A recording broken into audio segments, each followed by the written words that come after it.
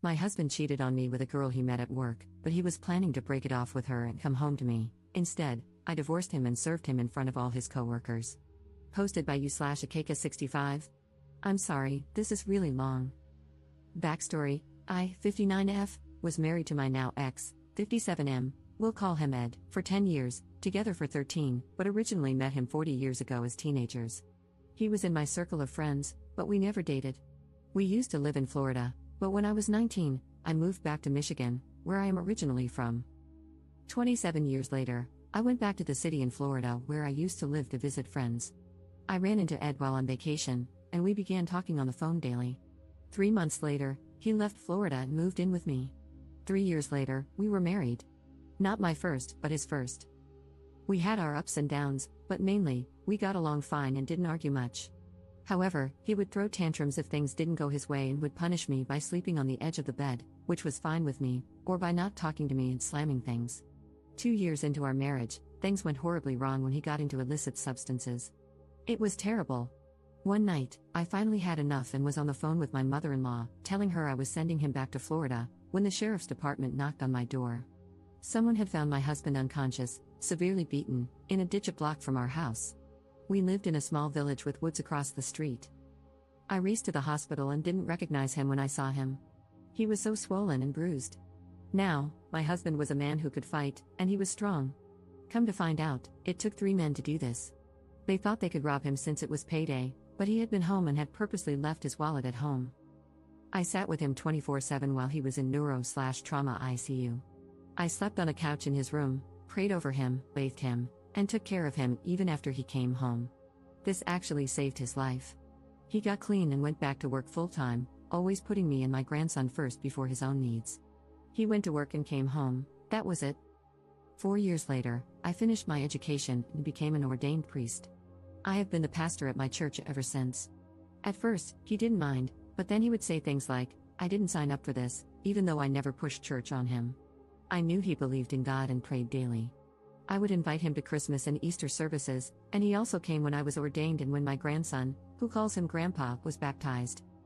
For several years, things were really good. Then, suddenly, he began coming home from work, showering, changing clothes, and leaving. At first, he said it was to watch whatever sports were playing on TV because we didn't have live TV. Then he told me he'd be back whenever he got back. After a while, things went back to how they were. We laughed a lot, joked around, and I began getting the usual kiss goodbye before he left for work. One night, he had done his laundry like he always did, and I talked to him while he was folding it. He never wanted me to do his laundry, so that wasn't new. We ended the night laughing as he tried on old clothes. The next morning, I woke up and went out to the living room to ask what time he had to be at work, but he was gone. I assumed he had to be there early. I walked back into the bedroom and saw his keys on the bed, which made me wonder why he would walk to work on such a cold day. It was December 1st. I started leaving the bedroom again and noticed his laundry basket was missing. I went to the laundry room, and it wasn't there. I went back into the bedroom and saw that his closet was empty. I called him to see where he was and asked if he had moved out, and of course, his answer was yes. Come to find out, he had met a woman at his job who worked for one of those shopping apps where people buy and deliver groceries. He worked for a large grocery store chain. He had moved in with her. Over the next 6 months, he called almost daily and would say things like, "Our marriage will survive this, just give me time." He even told me he would be mad if I started dating. During one of our phone calls, he told me he wasn't happy with her and was going down to Florida to visit family. He said he wanted to come back to me when he returned to Michigan. The plan was this: he would pack things he couldn't live without but leave some things at his new girlfriend's house to make her think he was coming back to her.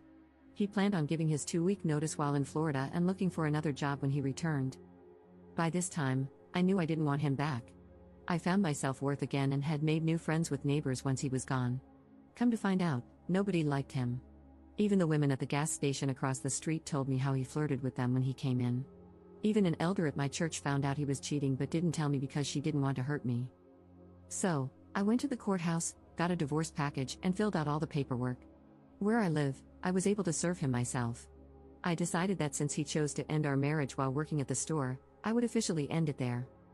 The day before he was supposed to fly to Florida, I made sure I looked really good, new hairstyle, makeup, and a gorgeous outfit. I went to his job, found him, and handed him the divorce papers. I told him he was wrong. Our marriage wasn't surviving this. You should have seen his face. He was actually upset, with tears in his eyes, and for a moment, I felt bad. Then I reminded myself of what he had done to me.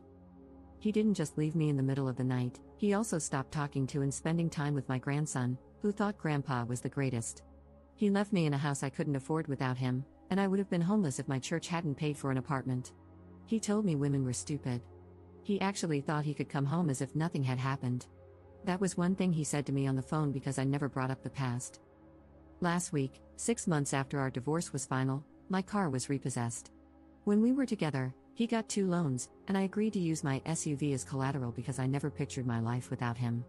He stopped paying on his loans, so they took my car. I wasn't notified because they sent him the letters. They wanted me to pay off his loans to get it back. I burst out laughing and said that would never happen. So, my question is, was I the jerk for serving him the way I did? Relevant comments. Commenter. Not the jerk for serving him. My only question is, why did it take you so long? Ops response. I felt broken at first. Then my niece passed away. Then my own health fell apart, and I was in the hospital for 31 days, so I had to build my strength back up. Also, I didn't want to tell my congregation that I was getting a divorce, but mainly, it was my health. Commenter 2. Truly, there's not enough bad stuff that can happen to this human vermin. Did he violate any court orders when he defaulted on the 2 loans and caused the repossession? By the way, your grandson is best served by having no contact with this Jekyll/Hyde persona. Ops response. Unfortunately, no, he didn't. I had forgotten about the loans when I filed for divorce.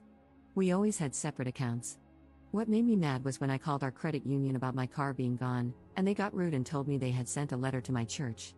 They didn't know I am the pastor. I said, I am the pastor, and all of the mail gets put on my desk. There was never a letter. That was last Monday. Then, on Wednesday, a letter from the credit union came stating my car was going to be taken. They mailed it to me the same day I called, 2 days after the car was taken. I'm not inconvenienced without a car. My daughter and grandson moved in with me, and we share her car now. Commenter 3. You and your ex were both required to disclose all assets and liabilities. Your ex's non-disclosure could possibly be addressed with a post-divorce motion. Ops response. We didn't have any real assets, so we did a DIY divorce, and I had forgotten about his loans. My friend, who is a judge, said that whatever he left behind when he left, he forfeited. I did give him things after he left that I knew he had forgotten to take. I packed them and set them on the porch. Update 10 days later. Thank you for the comments and support. Here's a reminder of what happened. My now ex-husband got a loan while we were married and used my car as collateral. A year later, he left me for someone he met at work. He kept telling me that our marriage would survive, just give him time. He ended up not being happy with her and planned to come back to me after visiting his family out of state. His plan was to leave without telling his girlfriend, only packing what he couldn't live without. He intended to return home to me when he came back. The day before he left to visit his family, I served him with divorce papers. 2 weeks ago, my car was repossessed, and the bank wanted me to pay off my car, $3,000, along with his 2 loans that he had stopped paying on, $5,700. I was willing to pay off my car but told them I would never pay for his loans, and they refused. Here's what happened since my post. I found out where my car was being held, 2 cities away. When I visited their website, I discovered that it was also the location where they sell repossessed cars in an online auction. They hold it every Monday for 24 hours. I called and asked if I could retrieve my belongings, and they said yes. When I arrived, they had my things in a bag, including my license plate. I registered online, and this past Monday, I began bidding on my car. I ended up buying it for $2,700. When I showed up to get my car, the staff laughed and said I wasn't the first person to do this. I put my plate back on and drove home. Now, I know the bank can still come after me for the balance, but I honestly don't care if it hits my credit report. I don't use credit cards, and in October, my daughter closed on a brand new house. I have no other bills except for my cell phone and utilities. I'm now living with her and my grandson. I was lucky enough to have enough time in to retire when my muscular dystrophy began causing more health issues, and that money goes to my other bank. My mother-in-law was happy to give me my ex's new address so I can sue him for my half of our income tax return that he kept last year. She's even having us, me, my daughter, and my grandson, stay with her when we visit Florida during my grandson's spring break. She's still calling Ed's girlfriend Teresa, Trina, Tracy, everything except her actual name, which does start with the letter T. I love this woman.